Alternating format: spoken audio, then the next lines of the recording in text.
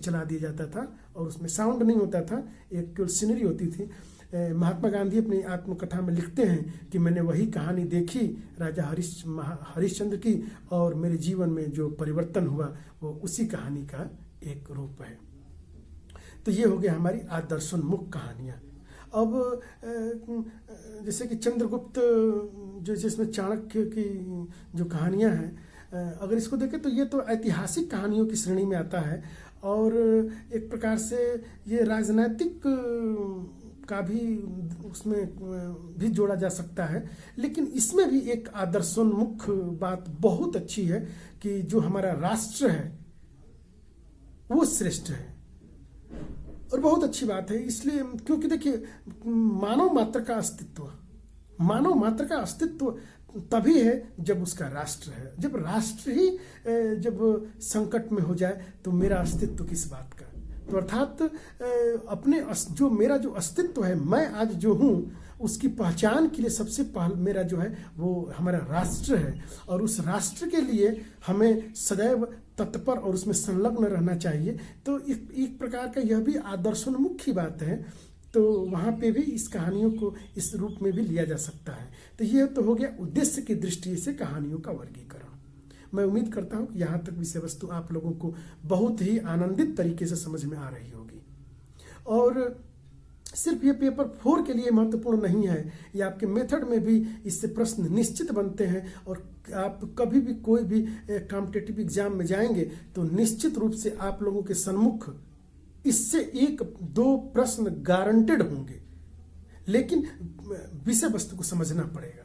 और अगला हो गया शैली की दृष्टि से कहानियों का वर्गीकरण। शैली की दृष्टि से, जैसे कि शैली मतलब का अर्थ होता है कि किसी भी किस शैली में लिखी गई है, किस शैली में कही गई है, उस प्रकार की बातों का जो जिसमें जो वर्णन आएगा। तो उसमें पहला है घटना प्रधान कहानियाँ। घटना प्रधान मैंने जो अभी भी चंद्रगुप्त आप लोग टीवी में टेलीविज़न में देखे होंगे। ये एक ये है अशोक की जो आप लोग इतिहास में जितने भी आप लोग तथ्यात्मक पढ़ते हैं, और अब तो तथ्यात्मक चीज़ों का एक टेलीविज़न पे सीरियल्स के रूप में, मूवी के रूप में बहुत अच्छे आप लोग देख चुके हैं। घटना प्रधान में आप ये मूवी जो आप लोग देखे होंगे, पढ़ तो नहीं पाए होंगे आप लोग समय के अभाव में, और ये इंटरेस्ट पैदा करना चाहिए था कि हम लोग इसको पढ़ें। हम लोग साहित्य विधाओं में पार्ट 1 में ही हम लोग जब थे तो एक नॉवेल होता था, हम लोग बहुत लिटरेचर नॉवल को बहुत हम लोग मतलब चाव से पढ़ते थे, बहुत इंटरेस्ट से हम लोग पढ़ते थे। तो जिसमें कि ये जो पद्मावती पे जो मूवी बनी, तो इसको भी हमको ये घटना प्रधान कहानियाँ हैं, ऐतिहासिक भी है और घटना प्रधान भी है। तो इस पे ये सत्य घटना है, तो हम लोग को सिर्फ एक कहीं देख के सुन के नहीं, हम लोग इसको यथार्थ रूप में पढ़ें। आप लोग शरद चंद्र जो बंगाल के बहुत अच्छे उपन्यासकार हुए, आप उनकी भी कहानियों को अगर आप लोग देखें तो उनकी भी जो आप लोग मूवी में आप लोगों ने जो देखा देवदास, तो मूवी में देखा, आप लोग उसको रियल पढ़िए। आप लोग जितनी भी मूवी बनी है और वो मूल जो किताब आप लोग कभी मौका मिले तो जरूर पढ़िएगा, जरूर से जरूर पढ़िए। केशव प्रसाद मिश्र उसके राइटर हैं, और किताब का नाम है कोहबर की शर्त, और उसी पे आप लोगों की फिल्म इंडस्ट्री में लगभग सभी भाषाओं में मूवी बनी। हम आपके हैं कौन, आगे नदिया के पार, जितनी बनी, ये सब ये घटना प्रधान, ये रियल घटनाओं पे, उसमें कल्पना का थोड़ा बहुत स्थान हो सकता है, लेकिन ये घटनाएं कहीं ना कहीं एक रियलिस्टिक लाइफ को छूती हुई और सुधी पाठकों तक ये पहुंचती है, और वहाँ पे व्यक्ति के अंदर। अभी मैं एक और दृष्टांत दूंगा, इसमें दूंगा, बहुत ये इंटरेस्टिंग टॉपिक है। मैं आपको एक ऐसा दृष्टांत दूंगा जिसपे आप लोग संभवतः निष्कर्ष पे पहुंचने में आपको ब्रेन स्टॉर्मिंग विधि, आप लोगों को वहाँ पे आप ब्रेन स्टॉर्मिंग विधि समझ जाएंगे, और अब रियल प्रैक्टिकल हो जाएगा कि ब्रेन स्टॉर्मिंग विधि क्या है। अगला होता है चरित्र प्रधान कहानियाँ। शिक्षा का आप लोग जितने भी कमीशन पढ़े होंगे, राधा कृष्णन, मुदालियर, कुठारी, सभी कमीशन में, और आप लोग दूसरे तीसरे पॉइंट पे अगर आप लोग को याद आ रहा होगा तो उसमें पहले ही कहा गया चरित्र का विकास। चरित्र का मतलब चरित्र बड़े व्यापक अर्थ में लिया गया है। आजकल तो व्यक्ति का कोई हम लोग अक्सर कहते हैं इस व्यक्ति का कोई चरित्र ही नहीं है, बड़ा झूठ बोलता है, बहुत चरित्र ही नहीं है, अरे ये तो व्यक्ति ऐसे ही भाई, बहुत दूसरे तरीके का चरित्र का मतलब उसके कथनी और करनी में इतना अंतर दिखाई दे, इतना कि उसको व्यक्ति समझने का भी व्यक्ति उसको प्रयास नहीं करते हैं। चरित्र प्रधान कहानी है। क्या पहले के जमाने में चरित्र हुआ करते थे। समर्थ रामदास के शिष्य वीर शिवाजी, क्या चरित्र था। जीवन में एक भी लड़ाइयाँ उन्होंने नहीं हारी। गुरु ने एक बार कह दिया कि क्या चरित्र था, सपने में दर्शन हुआ, सपने में राजपाट को दे दिया, रियल लाइफ में आए मेरा राजपाट भोग रहे हो, बिल्कुल छोड़ दिया। आजकल तो क्या चरित्र ही हमारे सामने नहीं है। एक दृष्टांत वहीं से, क्योंकि चरित्र की बात है और पूरी कमीशन भी इस बात को कहती है कि बालकों के अंदर चारित्रिक विकास, आप लोग इसको बहुत हर पेपर में आप लोग इसको देखते होंगे। स्वामी समर्थ रामदास के शिष्य शिवाजी के सामने जब उनके सामने मुगल को जीतकर मुगल कन्या को उनके सामने लाया जाता है और उपस्थित किया जाता है, तो मुगल शासकों ने उनके कन्याओं के साथ में, उनके बहू बेटियों के साथ में जो कृत्य किया था, उसी कृत्य को दोहराने को करने को वीर शिवाजी से आग्रह किया गया। लेकिन क्या चरित्र है, क्या चरित्र है। स्वामी वीर शिवाजी ने कहा कि यदि ईश्वर मुझे फिर से अगर जन्म दे तो ऐसी सुंदर माता के गर्भ से मैं जन्म लेना चाहूँगा, ताकि मैं भी, अब जरा इस पर विचार कर सकते हैं। ये हमारा चरित्र था, ये हमारा आदर्श था। हमने एक ऐसी शिक्षा प्रणाली का एक विकास किया था कि जिस शिक्षा प्रणाली सिर्फ हमारे जीवन के केवल भौतिक जीवन तक ही नहीं, आध्यात्मिक जीवन के चरमोत्कर्ष पे हम लोगों ने पहुंच गए थे। और हम लोग जान गए थे कि जहाँ पे मानव मात्र में, सृष्टि मात्र में हम लोग जहाँ पे कल्याण की भावना करते थे, हम लोग हर वस्तु में हम लोग भोग की दृष्टि से नहीं, हम लोग उसमें योग की दृष्टि से हम लोग देखते थे। किसी भी विषय में वासना की दृष्टि से नहीं, हम लोग उपासना की दृष्टि से हमारी हो गई थी। तो इस प्रकार की शिक्षा हमारी थी, तो वो हमारी शिक्षा थी चरित्र प्रधान कहानियाँ। इससे बालक के अंदर एक प्रकार का चरित्र, वीर शिवाजी का चरित्र, महाराणा प्रताप का चरित्र, महाराणा प्रताप का भी चरित्र, सुभद्रा कुमारी चौहान ने क्या बढ़िया विशद वर्णन किया है।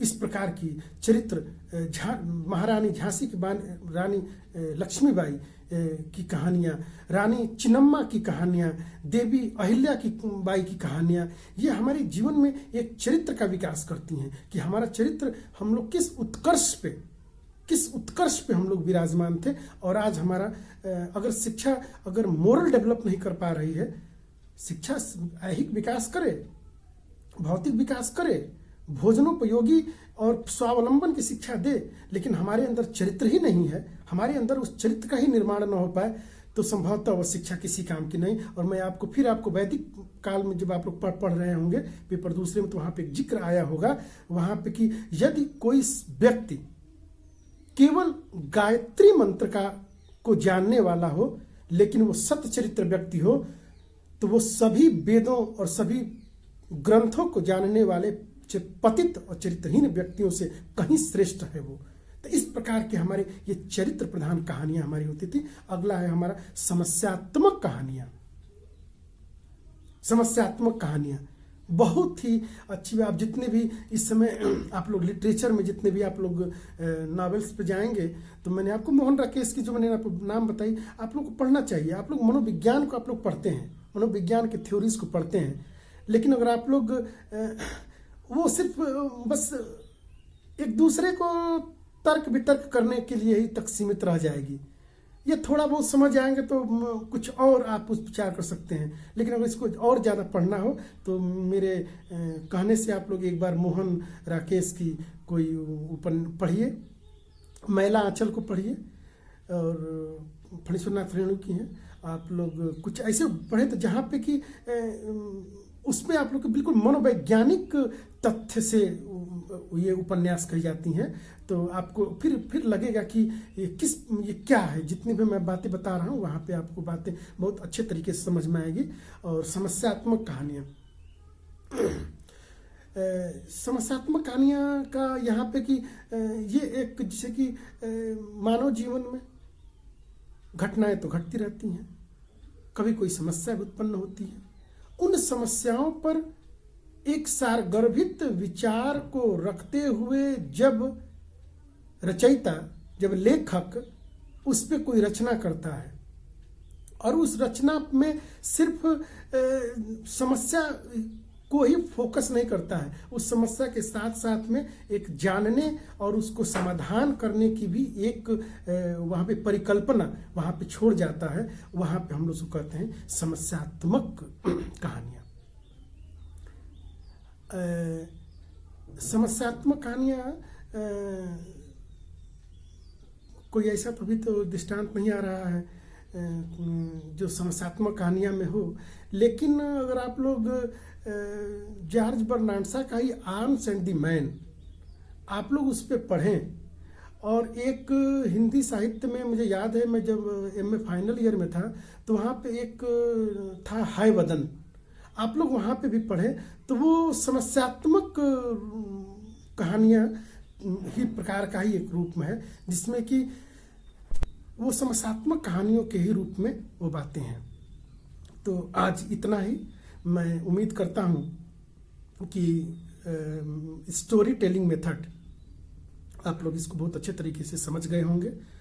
और जब कक्षा शिक्षण के समय ऐसा तो है नहीं कि आप जब भी पढ़ाएं विद्यार्थी 100% संतुष्ट हो जाए। ये मानव मन है, मन में संवेग उठते हैं, हर परिस्थिति एक समान नहीं होती है, सुख और दुख जीवन के अभिन्न अंग हैं। कभी विद्यार्थी ऊब भी जाते हैं और भी परिस्थितियां हैं, आप लोग बेहतर तरीके से समझ रहे होंगे। तो वहाँ पे ये हमारी विधि बहुत अच्छी विधि होगी। हम विषय थोड़ा मेहनत तो पड़ता है इस विषय, ये सुनने में जितना आसान लगता है ये उतना आसान नहीं है, ये सबके बस की बात नहीं है। ये जब आप लोग ये इस जनरल नहीं है, ये जनरल एम आप लोग जो लिखते हैं जनरल नहीं है, ये स्पेसिफिक है, ये विशिष्ट है। विशिष्ट मतलब इसको निर्मित करना पड़ता है विषय वस्तु के हिसाब से, कैसे हम इसको बनाएं, कैसे हम इसको पिरोएं, उसमें अपने मनोभाव को, मनोग्रंथों को उसमें रखना पड़ता है, एक उसमें संदेश देना पड़ता है, तब जाके हम इस बात को समझ पाते हैं कि हमें अपनी विषय वस्तु को अपने उद्देश्यों में कहाँ तक सफल होना है। तो मैं उम्मीद करता हूँ कि आप लोग इस स्टोरी टेलिंग मेथड को अच्छे तरीके से समझ गए होंगे। जब भी आप इसका निर्माण करेंगे, आप इसके कंपोनेंट, इसके प्रकार, इसमें किस प्रकार से रखनी है, अभी ये बहुत ही महत्वपूर्ण विधि है। मैं कोशिश करूँगा कि आप लोगों को इस पे एक वीडियो और मैं दूँ, और तब तक मैं आप लोगों को होम असाइनमेंट में भी आप लोग कम से कम इस अंतराल में आप लोग एक कोई भी साहित्यिक जो आपके विषय वस्तु में रही होगी, लिटरेचर में या इंटरमीडिएट में भी आप जो लोग पढ़े होंगे, वहाँ पे कोई उनकी अगर नोवेल याद हो तो आप लोग उसको, या कोई भी एक अच्छी सी कोई भी कहानी, जरूरी नहीं है कि किसी प्रकार की अच्छी नोवेल या कोई अच्छी सी किताब पढ़ के आप उस पर एक रिव्यू बनाएं, आप अपने उस पर विचार उस पर लिखें, जिससे कि आपको लेखन की शैली और अभिव्यक्ति क्षमता का भी हो, और फिर तब आपको पता चलेगा, और आप उस समस्याओं को भी आप लोग नोट कर लें और समस्याओं पे आप लोग चर्चा भी करें। और अगर आप लोग इस वीडियो को देखते हैं तो उस वीडियो को देखने के बाद हम लोगों को भी संकेत मिले कि आप लोग इस वीडियो को देखते हैं।